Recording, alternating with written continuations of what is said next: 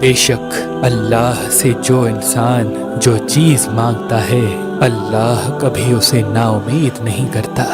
تو ویسے ہی ایک نبی جس کو تاریخ سلیمان علیہ السلام کے نام سے یاد کرتی ہے، اللہ کی دربار میں ہاتھوں کو اٹھا کے بار بار دعا کرنے لگے، اے اللہ مجھے ایسی عزت دے، ایسا مقام دے جو مجھ سے پہلے نہ کسی کو ملا ہو اور نہ ہی میرے بعد کسی کو ملے۔ تو بس اللہ نے اپنے نبی کی دعا قبول کی اور آپ کو کائنات کے ذرے ذرے پہ حکومت عطا کر دی۔ تاریخ نے لکھا انسان، جنات، جانور، پرندے، ہوا، درخت آپ کے ماتحت رہتے تھے، آپ سب کی زبانوں پہ عبور رکھتے تھے، آپ کا تخت فضا میں اڑا کرتا تھا اور تمام مخلوقات آپ کے روب، مرتبے اور عزت کو دیکھ کے اللہ کی توحید کو تسلیم کرتی تھی۔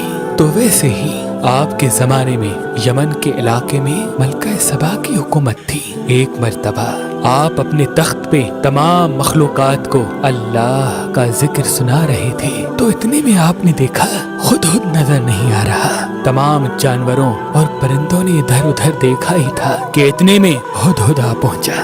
آپ نے پوچھا تم اتنی دیر کہاں تھے؟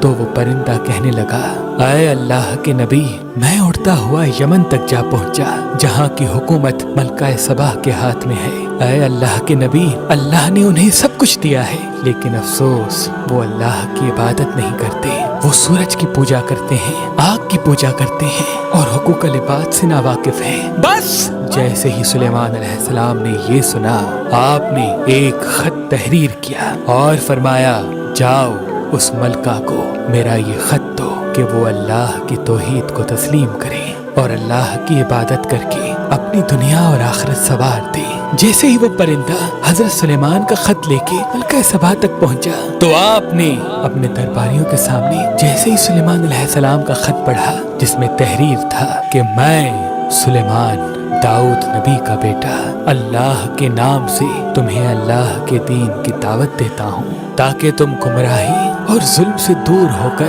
شیطان کے وسوسے کو چھوڑ کر اللہ کی رحمت تک پہنچ سکو، وگرنہ تمہارا ہی ظلم تم پر برسے گا۔ ملکہ سبا نے اپنے مشیروں اور لوگوں سے مشورہ کیا تو انہوں نے کہا، اے ملکہ سبا ہمارے پاس نیزے، تلوار، بھالے اور اتنے لوگ ہیں کہ ہم کسی کے سامنے کیا جھکیں۔ شیطان نے انہیں گمراہ کر کے رکھا تھا، لیکن ملکہ سبا نے کہا مجھے ان کے الفاظ میں صداقت کی خوشبو آ رہی ہے، ان کے قاصد کو خالی بھیجنا مناسب نہیں۔ آپ نے قیمتی تحائف کے ساتھ اپنے قاصد سلیمان نبی کے پاس بھیجے۔ حضرت سلیمان علیہ السلام نے جیسے ہی ان تحائف کو دیکھا آپ فرمانے لگے، اللہ نے مجھے سب کچھ عطا کیا ہے اور مجھے اس زمین کی ہدایت کے لیے مقرر کیا ہے، جاؤ اپنی ملکہ سے کہہ دو کہ میں تو صرف ان کی ہدایت چاہتا ہوں، ان تحفوں کی مجھے کوئی ضرورت نہیں۔ جیسے ہی یہ پیغام ملکہ سبا تک پہنچا آپ حضرت سلیمان علیہ السلام کی طرف چل پڑی۔ یہ علم جب حضرت سلیمان کو ہوا تو آپ نے یہ چاہا کہ جب ملکہ سبا یہاں پہنچے تو ان سے پہلے ان کا تخت یہاں موجود ہو۔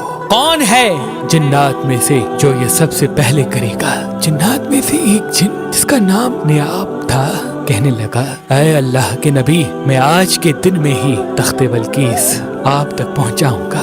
دوسرا جن کہنے لگا، اے اللہ کے نبی میں کچھ دیر میں ہی ملکہ سبا کا تخت آپ تک پہنچا لوں گا۔ اتنے میں ایک انسان اٹھا جو آپ کا وزیر بھی تھا، جس کا نام حضرت آصف برخیہ تھا، جس کے پاس کتاب کا کچھ علم تھا، کہنے لگا، اے اللہ کے نبی آپ آنکھیں بند کر کے کھولیں گے ملکہ سبا کا تخت آپ کے سامنے ہوگا۔ بس جیسے ہی سلیمان علیہ السلام نے آنکھیں بند کی اور ابھی آنکھوں کا کھولنا ہی تھا کہ وہ تخت آپ کے سامنے موجود ہو گیا۔ سارے جنات، چرند پرند آصف برخیہ کی تعریف کرنے لگے اور اتنے میں ملکہ سبا بھی آ پہنچی۔ جیسے ہی انہوں نے اپنا تخت اپنے سے پہلے حضرت سلیمان علیہ السلام کے پاس دیکھا تو کہنے لگی، بے شک آپ کوئی عام انسان نہیں، آپ اللہ کے نبی ہیں اور آپ کی حکومت اللہ نے صرف انسانوں پہ نہیں بلکہ اس دنیا کی ہر خلقت پہ رکھی ہے۔ میں تسلیم کرتی ہوں جس کی عبادت آپ کرتے ہوں گے وہی حقیقی خالق ہے۔ میں تسلیم کرتی ہوں جس نے آپ کو حکومت دی ہوگی وہی اس کائنات کا مالک و خالق ہے۔ اور یوں ملکہ سبا اللہ کے دین کو تسلیم کر کے حضرت سلیمان کی نبوت کا اقرار کر بیٹھی۔ سلام ہو اللہ کے نبی حضرت سلیمان علیہ السلام پر۔ حضرت سلیمان